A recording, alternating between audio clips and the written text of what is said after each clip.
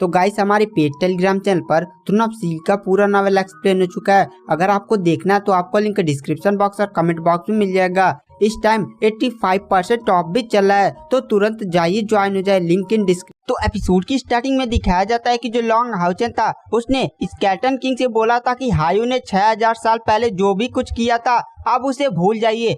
Skeleton king थोड़ा सा उदास होते हुए कहता है कि आपकी मदद के लिए धन्यवाद, आपने जो मेरे लिए किया वो बहुत ही ज्यादा है, और आप प्लीज अपने दोस्त हायू से कह दीजिए कि वह इस दुनिया में वापस कभी ना आए। आप सोच भी नहीं सकते कि वह कितना ज्यादा दर्दनाक मंजर था। हमारी पूरा क्लैन, हमारा पूरा वर्ल्ड ही एकदम हमारी आंखों के सामने ही तबाह हो गया था और हम कुछ भी नहीं कर पाए थे, और अब हमें कंकाल के रूप में जीना पड़ा है। तो लॉन्ग हाउचन कहता है कुछ बातें भूल जाना ही अच्छा होता है, जो बीत गया उसे बीत जाने दे। मैं आपसे प्लीज कहता हूँ कि आप हायू से दुश्मनी भूल जाइए। तो वहाँ पर स्केलेटन किंग कहता है अपने दोस्त से कह दीजिएगा कि वह इस दुनिया में फिर से कोई भी तबाही ना मचाए।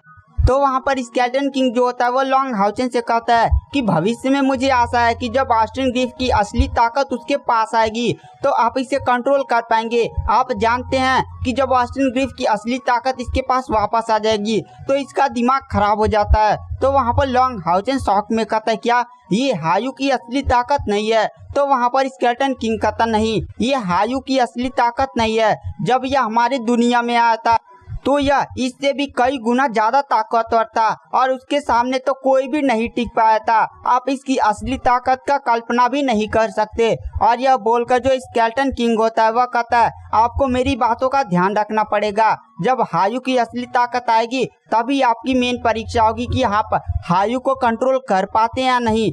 और अब हम चलते हैं। उसके बाद स्केलेटन किंग वीच किंग वहां से गायब होकर चले जाते हैं। उसके बाद हमें दिखाया जाता है जो लॉन्ग हाउचन होता है वो हायू की तरफ मोड़ता है और कहता है तुम तो काफी ज्यादा पावरफुल हो चुके हो। दरअसल इस समय जो हायू की पावर थी वह डेमन गॉड एम्परर से भी कुछ पॉइंट्स आगे लग रही थी। लॉन्ग हाउचन की टीम भी लॉन्ग हाउचन के पास आते हैं और हायू को लॉन्ग हाउचन के कंट्रोल में और उसकी पूरी यादें उसके पास होते हुए देखकर वो लोग काफी ज्यादा खुश थे और कहते हैं कि अब आएगा डेमन गॉड एम्परर ना तो हम उसका मुंह तोड़ देंगे, अब आएगा डेमन गॉड एम्परर से लड़ने में मजा। तो वहाँ पर लॉन्ग हाउचन भी हाँ में सिर हिलाता है। तो वहाँ पर कायर, लिलिन और सारे लोग हायू के पास जाते हैं और उसकी पावर को देखकर उसे लोग शाबाशी देते हैं। उसके बाद हमें दिखाया जाता है हायू के पास जो स्पिरिचुअल स्टोव सिया का कॉन्ट्रैक्ट होता है ना वह तुरंत ग्लो करने लगता है। लॉन्ग हाउचन समझ जाता है कि स्पिरिचुअल स्टोव सिया किसी खतरे में है। लॉन्ग हाउचन तुरंत अपने साथियों से कहता है कि आप हायू के साथ इसी दुनिया में थोड़ी देर बने रहे। हायू की शक्ति अभी पूरी तरह से आई भी नहीं है और वह पूरी तरह से स्टेबल भी नहीं हुआ है, तो तुम लोग हायू के पास रुको, मैं अभी आता हूँ, मुझे कुछ काम है। उसके बाद लॉन्ग हाउचन तुरंत स्पिरिचुअल स्टोव सिया की मदद करने के लिए टेलीपोर्ट हो जाता है। उसके बाद हमें सीन शिफ्ट किया जाता है मायावी स्वर्ग में। मायावी स्वर्ग के बाहर डेमन गॉड एम्परर खड़ा था।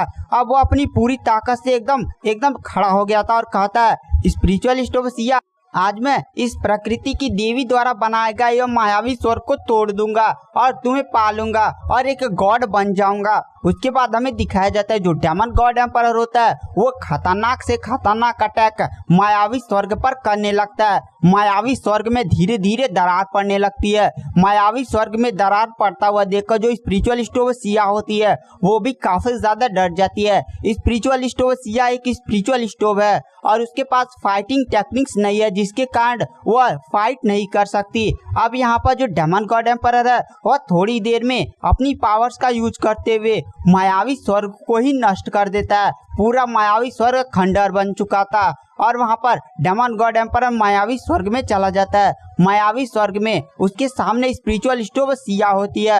जब स्पिरिचुअल स्टोव सिया डेमन गॉड एम्परर को देखती है तो वो काफी ज्यादा शॉक हो जाती है और कहती है तुम ये कैसे कर सकते हो, तुम मायावी स्वर्ग को कैसे तोड़ सकते हो? मायावी स्वर्ग को तोड़ने के लिए एक गॉड के लेवल की पावर चाहिए और तुम गॉड कैसे बने हो, तुम गॉड कैसे बन सकते हो? तो वहाँ पर डेमन गॉड एम्परर जोर जोर से हंसने लगता है और कहता है तुम सही बोली, मैं गॉड नहीं बना हूँ लेकिन मेरी स्पिरिचुअल एनर्जी पहले ही 1 मिलियन पार हो चुकी है जो एक गॉड का लेवल होता है। तुम जानती हो ऐसा मैं क्यों कर सकता हूँ? क्योंकि मैं इस दुनिया का नहीं हूँ और मानव दुनिया का नियम मुझ पर लागू नहीं होता है।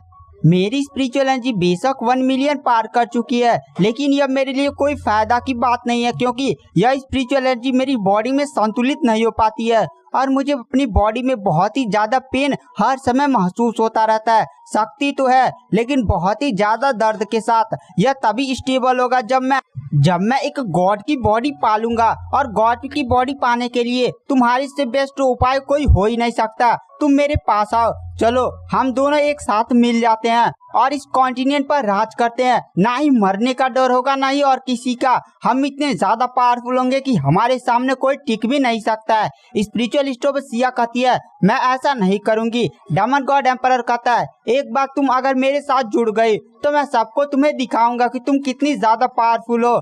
तो स्पिरिचुअल सिया कहती है नहीं, मैं तुम्हारे साथ कभी भी नहीं जुड़ूंगी। तो डेमन गॉड एम्परर बोलता है अगर तुम नहीं मानी तो मैं तुम्हें जबरदस्ती हासिल कर लूंगा। डेमन गॉड एम्परर अपनी आभा जारी कर तुरंत स्पिरिचुअल सिया की तरफ बढ़ने लगता है। तभी डेमन गॉड एम्परर को कुछ जानी पहचानी आभा महसूस होती है। डेमन गॉड एम्परर इस आभा को महसूस कर कहता है ये कैसे हो सकता है? लॉन्ग हाउचेन क्या जिंदा है? क्या मेरी सोच में कुछ गड़बड़ है? तो वहाँ पर डेमन गॉड एम्परर सोचता है कि काश मुझे पहले पता होता कि लॉन्ग हाउचेन इतना ज्यादा काबिल है तो मैं उसे बचपन में ही उसकी माता के घर से उठा लाता और मैं उसे डेमन पैलेस में पालता और उसकी काफी अच्छी देखभाल भी करता, और वह हमारी डेमन जाति के लिए एकदम बहुत ही बढ़िया साबित होता और वह शायद नेक्स्ट डेमन गॉड एम्परर बन जाता। मैं तो उसे मारना नहीं चाहता था लेकिन मुझे उसे मारना ही पड़ा। और वहाँ पर डेमन गॉड एम्परर फिर से मन ही मन हंसने लगता और कहता है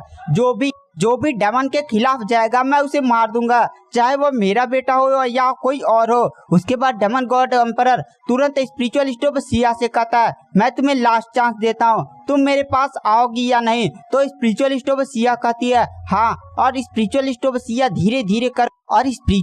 सिया डेमन गॉड एम्परर की तरफ धीरे धीरे बढ़ने लगती है और यह देखकर डेमन गॉड एम्परर काफी ज्यादा खुश हो जाता है। स्पिरिचुअल सिया को देखकर ऐसा लग रहा था कि जैसे वह एकदम वश में हो चुकी है और वह धीरे धीरे कर डेमन गॉड एम्परर की तरफ बढ़ रही होती है। डेमन गॉड एम्परर बहुत ही ज्यादा एक्साइटेड था। वह स्पिरिचुअल सिया थोड़ा भी डराना नहीं चाहता था, इसीलिए वह कोई हिलता उलता नहीं है। वह एकदम शांति से एकदम मनी मन एक्साइटमेंट के साथ वह स्पिरिचुअल सिया का वेट करने लगता और कहता है मैं फाइनली गॉड बन जाऊंगा और अपने इस बॉडी के अंदर के दर्द से छुटकारा पा जाऊंगा, मैं अनंत काल तक जीऊंगा। उसके बाद हमें दिखाया जाता है स्पिरिचुअल सिया डेमन गॉड एम्परर से केवल 5 मीटर की दूरी पर होती है। वह दूरी घटकर हो जाती है 5 मीटर, 4 मीटर, 3 मीटर, 2 मीटर, और जैसे ही demon god emperor spiritual Siya को पकड़ने ही वाला होता है अचानक से वहां पर एक टेलीपोर्टेशन खुलता है और एक बहुत ही स्पीड के साथ एक रोशनी सीधे स्पिरिचुअल सिया और डेमन गॉड एम्परर के बीच में गिरती है। दरअसल ये अटैक लॉन्ग हाउचेन ने किया था। लॉन्ग हाउचेन जैसे ही यहाँ पर आया था उसने देखा था कि स्पिरिचुअल सिया को डेमन गॉड एम्परर हासिल करने वाला था, इसीलिए लॉन्ग हाउचेन ने अटैक कर दिया था। वहाँ पर डेमन गॉड एम्परर और स्पिरिचुअल सिया के एकदम बीच में ही वो अटैक गिरता है, दोनों पीछे चले जाते हैं। डेमन गॉड एम्परर एक बार इधर उधर देखता है और फिर ऊपर देखता है। लॉन्ग हाउचेन को जिंदा होकर देखकर वह काफी ज्यादा शॉक हो जाता है और कहता है ये कैसे हो सकता है? आखिर लॉन्ग हाउचेन जिंदा कैसे हो सकता है? मैंने इसके दिल को नष्ट कर दिया था, कौन आखिर हो गया जो इसके दिल को बना सकता है? डेमन गॉड एम्परर कुछ समय सोचता और कहता है क्या ऐसा हो सकता है कि इंसानों के पास कोई ट्रीजर हो या लॉन्ग हाउचेन को किसी नेक्रोमैंसर ने जिंदा किया हो, क्योंकि नेक्रोमैंसर ये एक ऐसी पॉसिबिलिटी थी जिसमें इंसानों के इतिहास में बताया गया था कि वो लोग किसी भी बॉडी पार्ट को बनाने में सक्षम होते हैं, यहाँ तक दिल की। डेमन गॉड एम्परर कहता है पर नेक्रोमैंसर तो एकदम काली शक्तियों के पुजारी होते हैं, आखिर लॉन्ग हाउचेन उनसे मदद क्यों लेगा? आखिर लॉन्ग हाउचेन जिंदा कैसे हो सकता है? उसके बाद हमें दिखाया जाता है जो लॉन्ग हाउचेन होता है वह तुरंत स्पिरिचुअल सिया के पास जाता है और उसके हाथ को पकड़कर तुरंत पीछे खींच लेता है और तुरंत जाकर साइड वो लगभग 100 मीटर एक ही पल में गायब हो जाता है। स्पिरिचुअल सिया तुरंत लॉन्ग हाउचेन को देखकर काफी ज्यादा खुश हो जाती है। वहाँ पर जो स्पिरिचुअल सिया थी वह डेमन गॉड एम्परर की तरफ वैसे ही नहीं बढ़ रही थी, उसने लॉन्ग हाउचेन की तरफ सिग्नल भेज दिया था और उसे एहसास हो गया था कि लॉन्ग हाउचेन धीरे धीरे उसकी तरफ ही बढ़ा है, इसीलिए स्पिरिचुअल सिया धीरे धीरे डेमन गॉड एम्परर की तरफ बढ़ने लगती है। स्पिरिचुअल सिया टाइम बचा रही थी ताकि लॉन्ग हाउचेन उसके पास आ जाए। अगर डेमन गॉड एम्परर जबरदस्ती उसे हासिल करने की कोशिश करता तो थोड़ी देर में उसे हासिल कर लेता। इसीलिए जो स्पिरिचुअल सिया थी वह डेमन गॉड एम्परर की तरफ धीरे धीरे बढ़ रही थी, ताकि डेमन गॉड एम्परर को एकदम शक उस पर ना हो और लॉन्ग हाउचेन को थोड़ा सा टाइम मिल जाए यहाँ पर आने के लिए। और गाइस, आज की वीडियो की एक्सप्लेनेशन को यहीं पर एंड कर देते हैं। आखिर आगे क्या होगा यह सब जानने के लिए आपको नेक्स्ट वेट करना पड़ेगा। तो नेक्स्ट एपिसोड जल्दी हमारे चैनल पर अपलोड हो जाएगा। Thank you, bye bye.